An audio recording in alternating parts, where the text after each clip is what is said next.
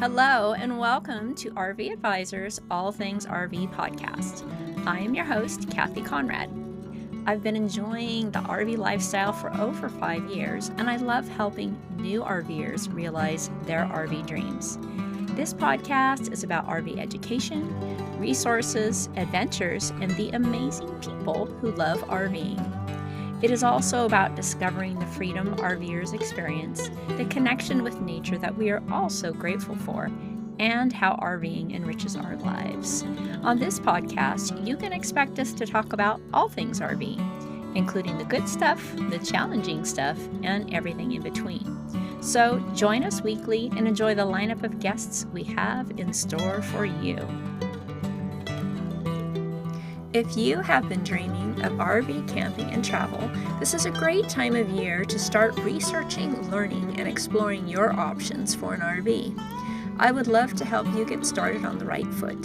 Visit my website and schedule an RV readiness call. Let's get you started with a solid plan of action to make your way towards your RV adventures. Hello, and welcome back to All Things RV podcast. If you're new here, thank you so much for joining us. Today, I have a special guest that I'm excited to have on here. Her name is Kim Graham, and she's an educator and content creator who's been teaching and inspiring families to begin their RV adventures for the past 4 years. She has partnered with Thor Industries, Camping World, and others to further educate those wanting to vacation differently. She's also the online community manager of RV Queen Circles, where she helps facilitate this community of women making money on the road. And this is how I met Kim, was through the RV Queens Circles. It's a really fun and great supportive community of women RVers who are also entrepreneurs. And when I met Kim, I was so excited because she's doing what I'm doing. I just don't come across people, Kim, who are interested in educating people so that they have a better RV experience. So I'm excited to have you on because we're like doing the same thing. So thanks for coming on. Yeah, thanks. This is going to be a fun conversation. And I think the fact that you asked me to be on this podcast is a clear indication of how RV Queens work, which is community over competition, because, you know, we're doing the same thing, and we could have taken the path of like, I don't want to have anything to do with her because, she's my competition, but we are doing things differently. We've got different Yeah. personalities. Everything comes, different backgrounds, and we Yes, can learn from each other, you know, from each absolutely. of And us, I it's should just, say. Yeah. yeah. And it's fun to have, different coaching groups that I've been in the coaching space, they're all personal development, finance, and I'm always the oddball. And it's like, God, when I met you, I was like, oh my gosh, finally somebody that we can relate. Because when you are in a very different industry from everybody else, they can't really relate to what we're doing, what we go through. So thanks for Yeah. coming on. I appreciate it. No, thanks. Yeah. Um, Again, thanks for having me. yeah. So how did you start RVing? Tell me, how did your journey start? Well, my official journey started when I was 3 weeks old. My mother was, I think, brave and crazy at the same time. We used to camp as a family and, just summertime camping weekends, probably 4 or 5 weekends in the summer. And we had a little pop-up, 5 kids in a pop-up, which, Wow. yeah. And I remember my mom, she had a great time, but she was always so tired, and like, Mhm. why? This is the vacation. But then, of course, as a mom, she's doing everything to prepare before. She's still doing, you know, looking after Yes. kids and cleaning and cooking and stuff. And then when we got back home, it was, the same thing all over again, take everything out. And so, but we had a great time. I had a great time when I was young camping, and I think that I wanted, well, I know, not even that I think, I know that I wanted to give my kids that experience of just organic play and adventure. When my kids were younger, my kids are now 21 and 17, but when they were younger, we had a little trailer and we did weekend trips. And my son would have been like 4 or 5, and my daughter would have been 1 or 2. And it was just such a time to reconnect with each other and not have to worry about anything at home, or anything at work or anything at school. And that's how I started. And then, like a lot of people during COVID, wanted something different. So we did the whole selling of our house and went full time. So Wow. we've been full time like Mhm. 4 years. Wow. So your kids were with you part of that time, right? So were you homeschooling or Full time, you yeah, mean? while you were full Yeah. time? My son was away at a prep school, and my daughter, I had homeschooled her, so she was with us for a year, and now she's at a prep school as well for high school. Mhm. So she comes home on vacation, and my son, when we decided to do this, like I said, he wasn't home. He was home on vacations and stuff, and he didn't necessarily care because he was like, "Well, I'm only there for part of the time." And then once we sold our house and moved in full time to the RV, he wasn't that keen on it. He was like, Mhm. "This is so awful. It's like we're like trailer trash, and I don't have a bedroom. I just have a bed." But he saw a lot on those Yeah. vacations. We went to a lot of places that he wanted to go to, which was, the point. Let's go places that Yeah. we want to see. So he saw a lot of antique car shows, and we went to a lot of racetracks. And now that he's living on his own, he has said to me, if I get a camper van, there's a lot of things I could do. There's a Ah. lot of car shows I could go to and Yeah. a lot of, concerts I can go to. And so that just comes with, maturity and realizing how fabulous this life can be because you can see a lot of different things. Yes. So he's got the bug. He's got the bug. Yep. Yep. He's got Wow, the that's amazing that you were able to do that, you know? Yeah. It takes a lot of courage to sell everything. I found it to be because we sold our house in 21, and it was so liberating to get rid of all that. Get rid of I mean, we've kept very little, Mhm. and, it's scary and exciting and liberating all at the same time. It is, and I look back, we kinda made the decision in July of 2020, and we sold our house and we were out at Halloween. Mhm. So, you know, 3-bedroom house with 2 garage fulls of just stuff. And I sometimes I'm like, "How did I do that?" I should have kept a journal, I should have documented, but that was before, I maybe thought that it would be important. Uh, but I guess when you're on a mission and you wanna change your life, you just do it. What it is a freaking marathon every day for several months to get rid of all that stuff. I That's know, I it's know. exhausting.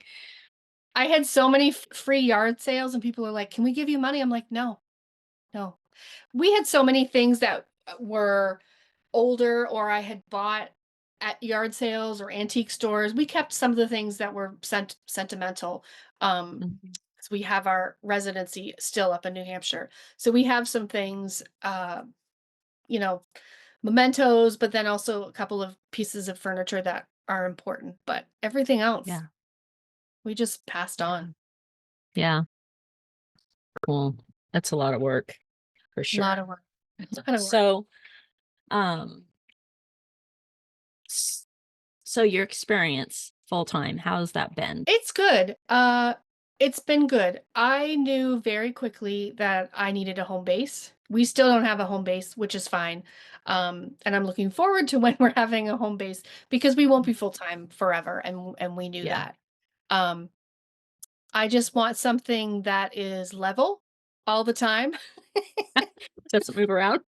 Yeah, yeah. I want something that's level all the time. I would like a bigger kitchen, and I would like a place to have friends over.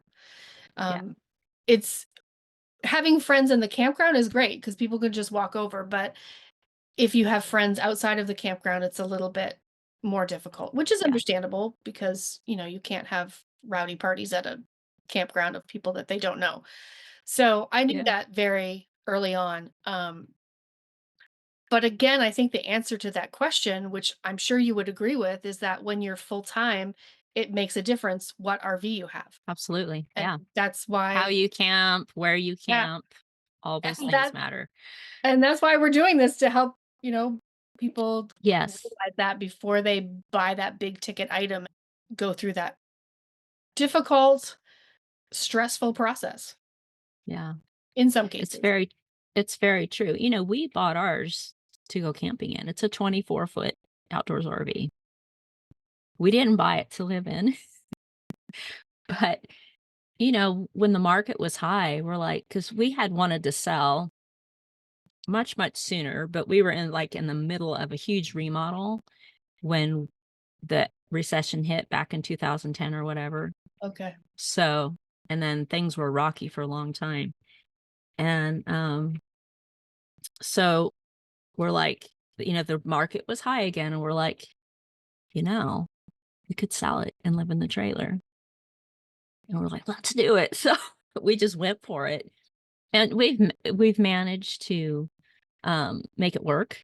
My husband's at work all day, so if he was home all the time, it would be harder with but because too, there's just we have a storage unit close by where I keep other, the seasonal out of season clothes and that sort of thing. But it is a challenge to live in a small space. And we remodeled in here to make it more comfortable and functional for my work and for just relaxing. So that helped. But the first 2 years I sat in the dinette working and I was killing my back. So Yeah. yeah. But yeah, it's fun, it's interesting. If we were traveling more, because 'cause we're still basically, like, not even weekend warriors anymore, we take the longer trips in the summer because he's stationary for his job. So, I don't like being stationary, quite honestly. I would like to be on the go, but, um, I'm Right. learning patience, right? Well, Which I and need. well, we all need that. Uh, but your situation changed and you're stationary, and if you had have known that, you would have chosen something different, right? Yes, but yes, but we paid cash and we're out of debt, so I refuse to spend the money. Perfect. Perfect. Exactly. So You can deal with some cramped quarters to not but have yeah, stress. so I have a podcast about when how you RV changes because, that's what happened to us. And, we chose to just make it work. Mhm. So, but yes, if you are setting out for something, and conversely, my son and his wife, they had to have the big, huge fifth wheel with the 2 bedroom, 2 bath, and the loft and all that, 43 feet, big dually truck, right? He Yeah, hates taking it out. When we moved to Idaho, we did one camping trip with the trailers. Well, on the ride out here, right. his barn doors fell off of his bathrooms. He's like, "I'm not taking this freaking thing out again. Every time we go somewhere, I spend 3 weeks fixing everything when we get back." So, anyway, I so know. that's a bummer. So, I think eventually they'll get something smaller, but, yeah, I mean, it's you really have to think things through, and so many people make an emotional and an impulsive decision because it's an Mm, exciting prospect, this whole lifestyle. But I really encourage people to slow down, do your research, In right. mine, I do the same thing you're doing, but I go beyond that and all the setup and all that sort of stuff too. But the first, choosing your RV and buying your RV are the first two really big expensive mistakes you can make, right? Yep. So, you getting taken advantage of in the buying process or Yes. choosing the And wrong RV. I'm not sure how you start the process of teaching people how to choose it, but I think it begins long before you even step foot on a lot. Oh yeah. It's so easy to search online and become overwhelmed. I think you really need to know, like you said, how what you want to experience, how long you want to travel, and how you want to travel. So, Yeah. what you want to experience, be it state parks or full amenity campgrounds or Mhm. RV resorts, because and you can do both, but Mhm. I think I saw a statistic and it said something like 70% of state and national parks are inaccessible to those over 40 feet. Mhm. So That's that why we stayed under 30 feet for that exact exactly. reason. Yeah, exactly. We're very much looking forward to having a part-time rig at some point that is smaller so Mhm. we can do those parks. Because right Yeah. now, we're forced to be in RV resorts or campgrounds that can handle 42 feet. Mhm. But at the point when we started, we had Lauren with us and she's still with us part-time, and Jim is working full-time, so he needs his space. So we needed all Yeah. of the space. So Yeah. your experience is what kind of is that what compelled you into teaching people? Do you feel like you made the right choice for you guys the first time?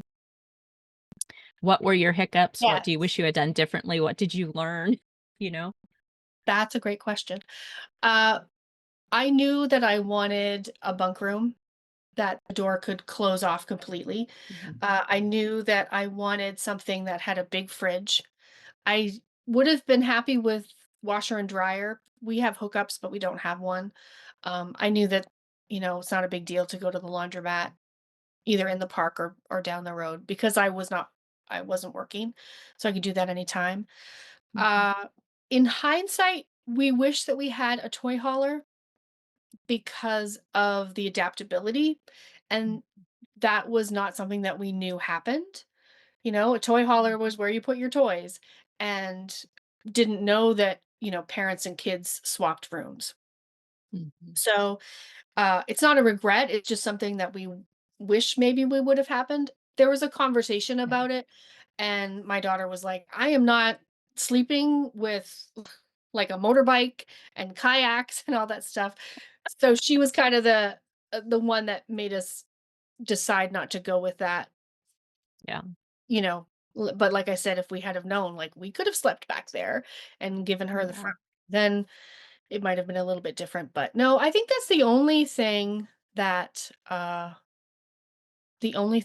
would regret, and it's not even a regret. So there's only so many, how do I want to say this? As you know, not every rig is made for full-time use. So we were looking at Yeah. brands and floor plans, manufacturers and floor plans that had the four-season windows and insurance. So there were only a few that we wanted to look at that was, within our price point. Yeah. And we found this rig, we found it on RV Trader. And at Mhm. that point, we had left New Hampshire. We were in Charlotte staying with some friends, and this rig was in Pennsylvania. And we bought it sight unseen, Oh which is my not gosh. something, it's You not don't something recommend that that, I huh? but I knew it was the floor plan that I wanted.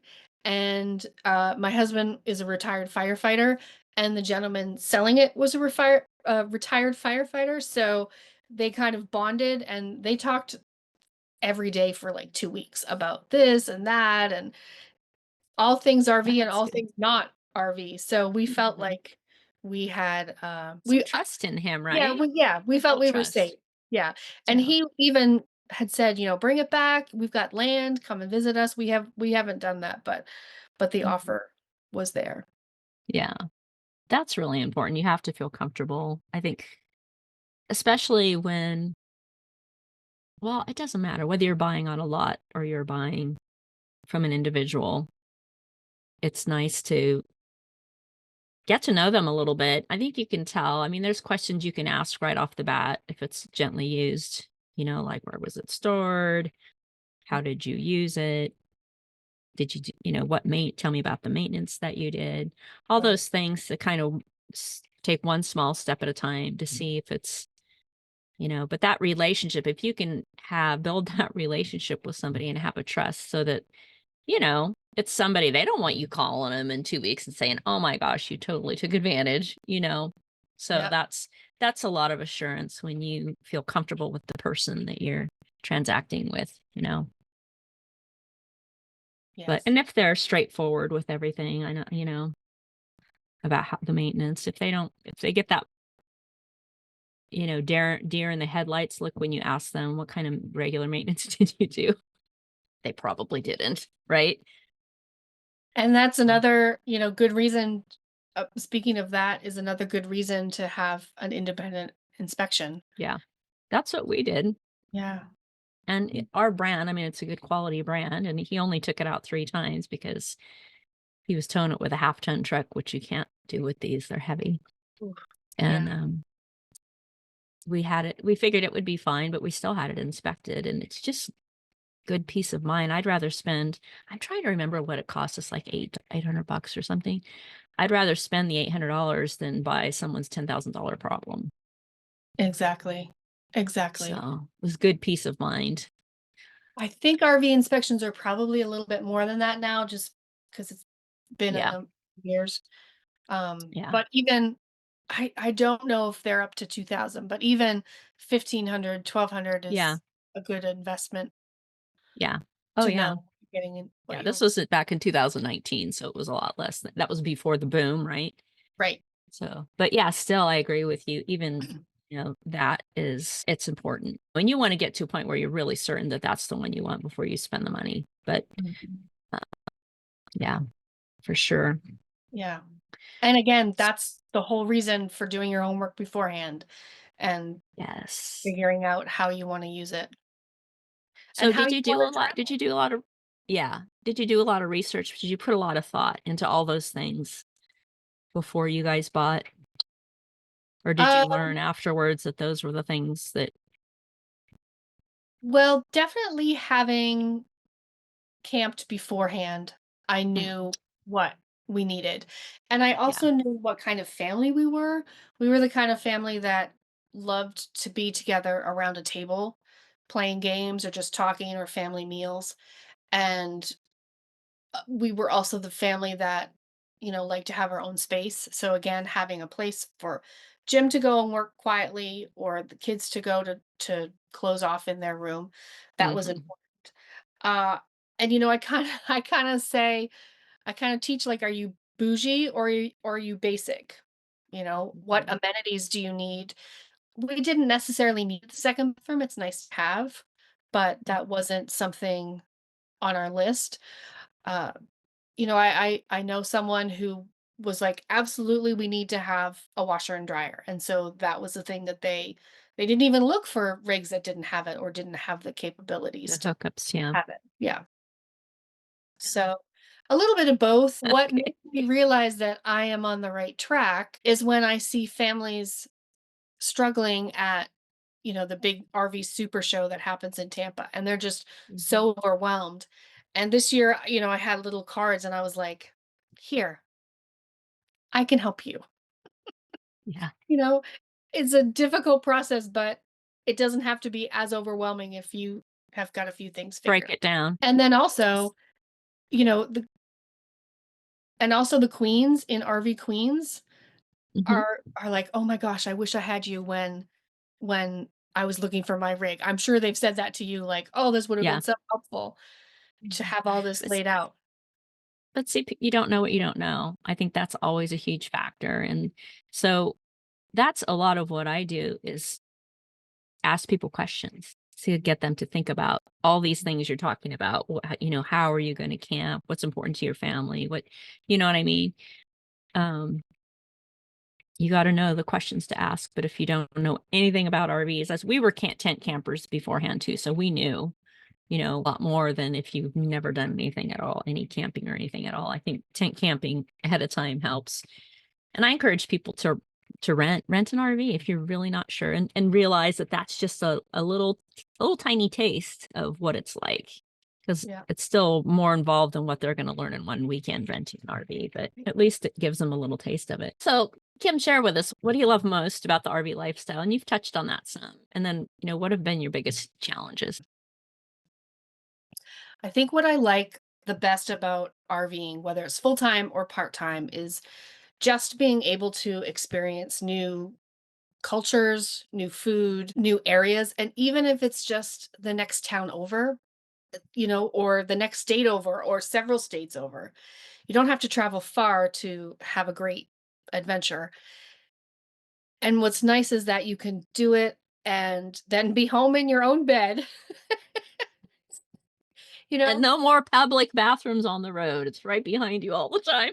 Totally, totally. And, it's cheaper Mhm, because you're not spending all that money for hotels and food. It still obviously costs money because mhm, of gas and all that stuff and your campground fees, but if you wanna do it super expensively, you can, and if you wanna do it yes. cheaply, you can do that too. Yeah, there is definitely that flexibility.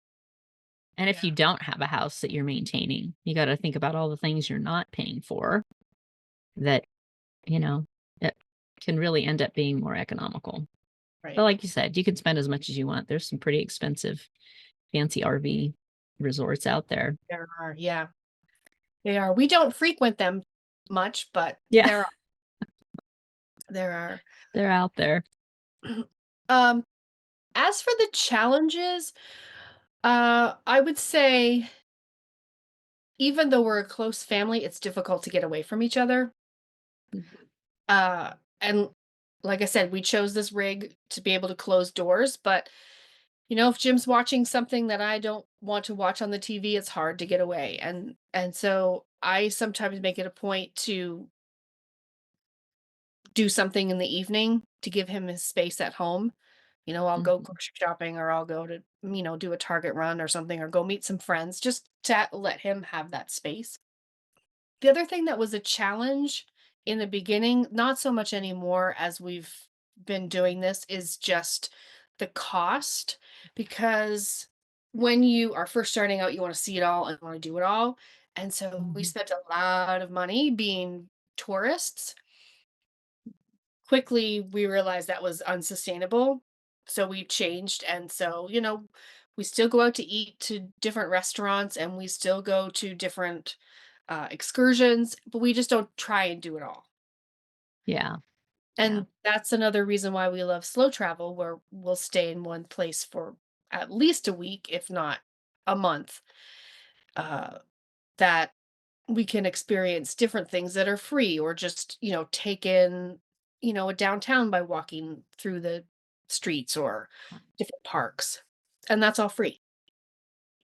Plus, you have time to recover from the travel. I mean, Correct. because we're working on vacation time when we're on vacation time Mhm. when we're traveling. So it's like if we have a destination 3 or 4 states over, it's like every day and it's exhausting Yeah. to travel day after day. I look forward to being able to just take our time, like exactly. Your Right. your timeline sounds really appealing to me, how Right. you do it. Yeah. Yeah. But again, you're doing it quickly, but you have your own bathroom and you Yes. have your own bed and you've got your fancy coffee maker. That's right. Espresso machine goes with me everywhere, and we have our dogs, we have our dogs, Exactly. and it's your house, and it's just there's something about sleeping in your own bed every night, even when you're traveling. That's a great Nice. podcast name for travelers. Have Yeah. espresso maker, will travel. Oh my gosh. So, we talked briefly about your transition from sticks and bricks to becoming a full-time RVer. Is there anything you wanna add about that? If you think back to emotionally, I mean, how was it's a freaking like, it's the marathon, it's hard, it's a challenge to do that, but once you did it, tell me when it was, like, finally like, "Ah, we're there. We Right. did it." It was just so freeing because that's what we wanted to do. And it Mhm. was like, oh my gosh, we're actually doing this. It's so fun. Yeah. And Yeah. it's so rewarding. All of that time and effort of just working hard to make sure everything was ready and sold and packed up. It Mhm. was it was just great. It was Oh, it was rewarding. yeah. Oh, so, I love what you're doing. It's nice to have someone who's doing the same thing. What's it like to work with you? Tell me what, as a new RVer, what can people look forward to and enjoy about working with you? I think when someone works for me, what I hope they get out of it is that I am a helping hand and almost a soundboard to what they want to do, like a mentor. I mean, you can say coach, it's many different words. A Mhm. lot of people maybe know what they want or think they know what they want, and just a reassurance, like, "Do you think this is what I should do?" Or, "I have a question about this. What do you think about this? Is this necessary?" Or, "What will happen if?" So, in some situations, it's guiding people right from the very beginning, and it's Mhm. others just having a helping hand, because that's not something that you can Yeah. really do with a salesperson. And Right. if they don't know someone who is RVing full time or part time, they don't have anybody to ask. And, Yeah. you can DM someone on Instagram or message them on Facebook, and they might respond or they might not respond. But also, there's that know, like, and trust factor, Yeah. especially Yeah. when we've been doing it for a while and that is what we do. Yeah. Yeah. That's your life. Yeah. You know something about it. Right. Right. And if we want to teach it, then we're passionate Yeah. about teaching others and sharing our knowledge. Yeah. Yeah. So for me, I know that I'm passionate about this lifestyle, and so I want other people to have a good experience because I see, like I'm sure you do, so many like I'm looking across the road right now at this travel trailer that's at an angle like this. And when you come in from behind, you can see the tops of both slides. And I just cringe every time. And I can see that he's leveled it with his stabilizers, which are not meant for that. They're bending, and it's like when those slide boxes go because it's unlevel, it's going to cost a lot of money Mhm. to fix them, and it's like, I just want to help people have a good experience and avoid the costly mistakes, save them time and money. Right. So, Right. what's your deeper why you're doing what you're doing? My deeper why is to give families an alternative to how they connect with their families. I know there's Mhm. so many people who are not families. They might be a solo or couple traveler. I have a Mhm. family, so that's what I know, and that's kind of Yeah. who I gravitate to and who gravitate to me. So just another way to connect with their family, in a way that you can be unplugged without having distractions of other activities or other families. You can meet people on the road, or you can just stay your own little solitary unit. That might Mhm. not work for full time. You might have a it might be difficult to do that full timing, but if you're taking 4 or 5 weekends during the summer and just connect together as a family unit, it doesn't even need to be excursions or, take all the bikes and the kayaks. It can be sitting around the campfire, Mhm. playing a game, talking about different things, pretending that it's 1987 without without cell phones and internet and, streaming Yeah. and just kind of get back to basics. When my kids were in elementary school, they were in a little private school in our town, and everyone was doing everything. They had the music lessons, they were doing the travel soccer, they were, doing archery, they were doing all these things, and I felt the pressure to do that.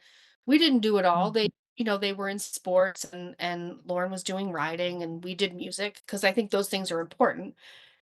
But Mhm. when we left, there wasn't that pressure. Like, I didn't feel it right in my face.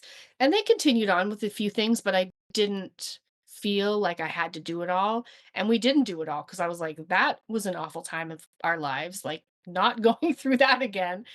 And so, camping or RVing, however you want to call it, is just another way to allow kids to grow differently. Yes. And without that pressure of, I've got to be, 2 hours away for a travel soccer game 3 nights a week and all on the weekends, you know? That is such a good point. That's such a good point because it's funny, after we got our rig, my husband's like, "How come we didn't do this sooner when the kids were smaller?" I'm like, "Because we were traveling for soccer, wrestling." I coached soccer, he coached baseball. the boys both wrestled, and I mean, it was year-round sports plus school, you know? Yeah. And those are all great things, but I there's such great value in getting out into nature Right. that it's it got squeezed out. It was squeezed out, and it's too bad. Yeah. It's really too bad.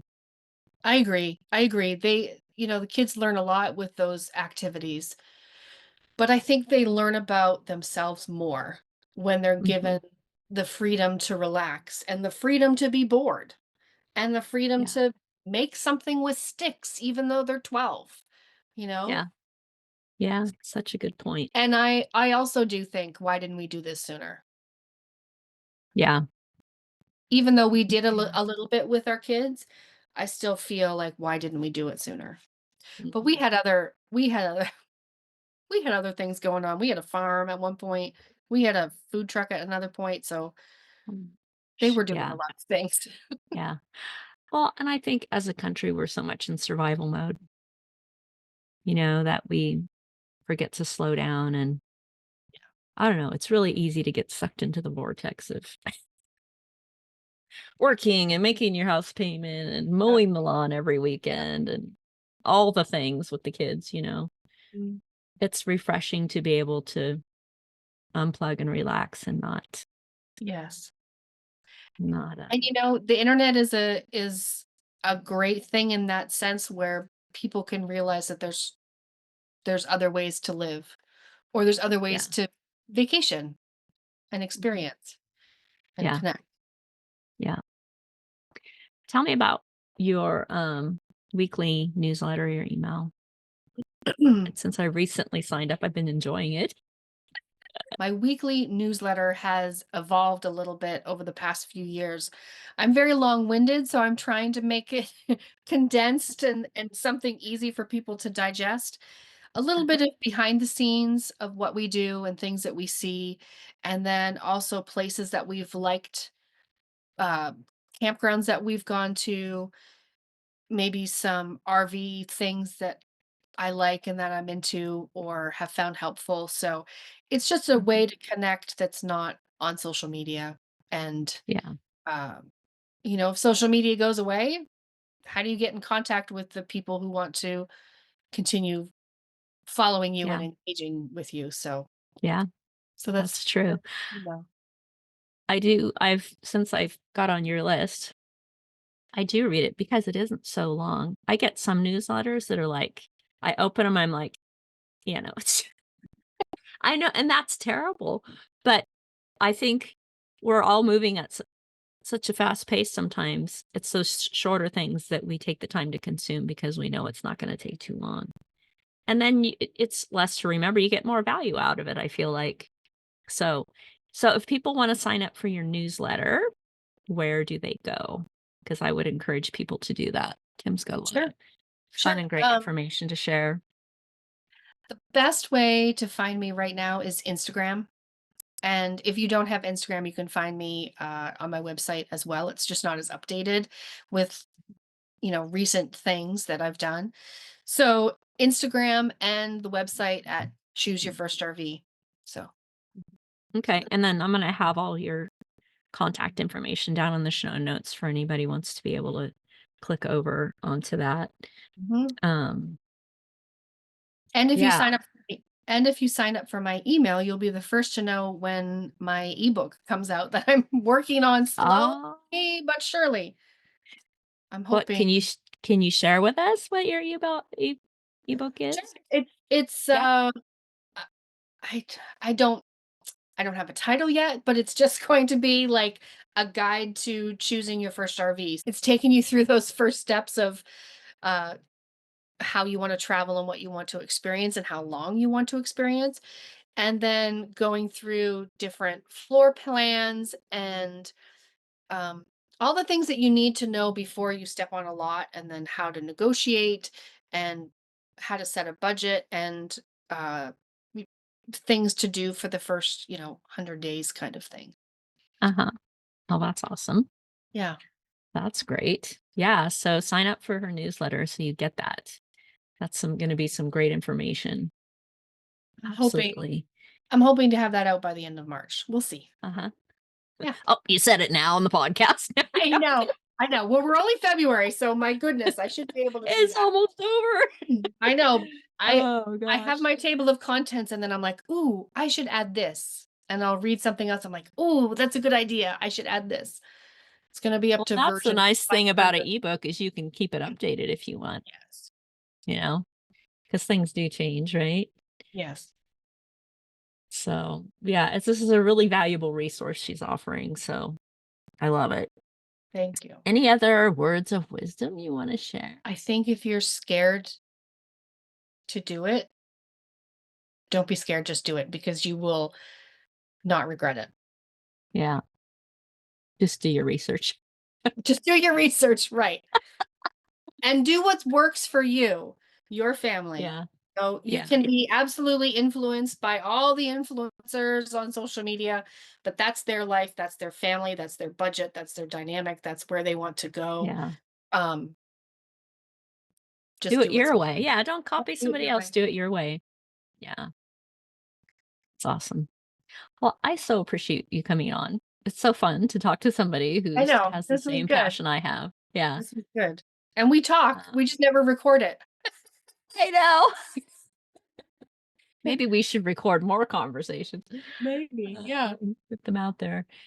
So, all right. Well, I'm going to put all your information below in the show notes, and I really encourage people to reach out to you as well.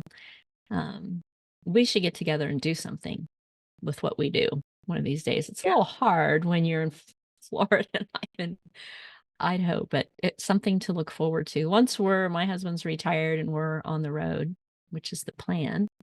Um, yeah, we'll have to And catch by up that somewhere. time, I'll be back stationary.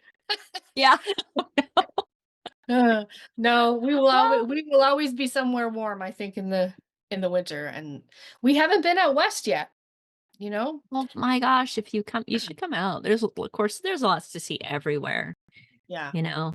Um, Idaho is a great state for people who love the outdoors because there's so many, there's hot springs. I mean, it's beautiful. The Boise area is the high desert. That's not my favorite landscape, but we're not far from the mountains, and we haven't even ventured up north in the Panhandle yet, up around Coeur d'Alene and that, but there's lots to see here. So hopefully we'll be able to explore more of our state Yeah. During our soon. first year of travel, we were going through the Smoky Mountains, and I am not good with geography at all. So I knew we were somewhere that probably was somewhere around the Smokies or whatever. Anyway, I saw a sign and I was like, Lauren, oh my gosh, we're in the Smoky Mountains. And I think she was 12 at the time. And she was like, Uh-huh. oh my gosh, you've seen one mountain, you've seen them all. And I'm like, girl, that is not true. But you're That's 12, funny. so I will give you a pass on that one. Yeah, if you're an outdoors lover, there's so much to do, and an RV is a great way to see these things. It really is. All right, well, Kim, thank you so much. I appreciate you Thank you. coming This on. was It's been great. it's been fun. It's Been been fun. fun. And I know we'll talk soon. Yes. Thank you so much for tuning in today to RV Advisors All Things RV podcast. Please join us again next week for more RV education, resources, adventures, and interesting people. Until then, wishing you amazing adventures, safe travels, and I hope to see you on the road.